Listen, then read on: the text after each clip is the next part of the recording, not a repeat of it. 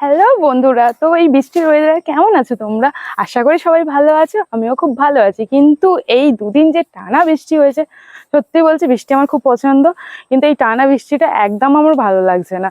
এতটাই বৃষ্টি হচ্ছে যে ঘর থেকে আমি বাইরে বেরোতেই পারছি না, বাইরে বেরোনো তো দূরের কথা, এখন আমি ছাদেই আসতে পারছি না।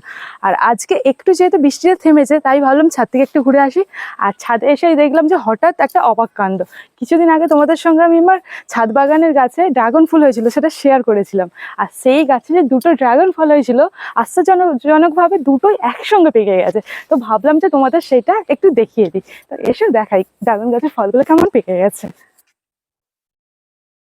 তো এই দেখো, এটা হচ্ছে 1 নম্বর ড্রাগন ফলটা,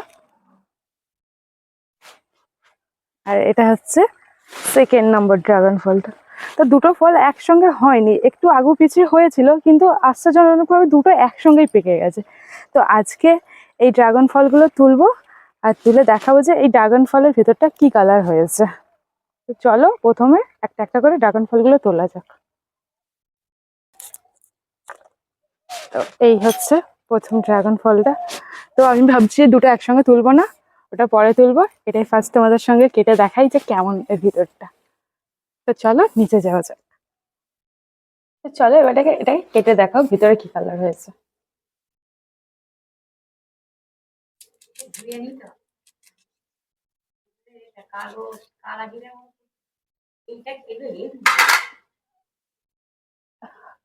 তো এটা পার্পল কালার হয়েছে, আমার এই কালারটাই ভালো লাগে ড্রাগনের।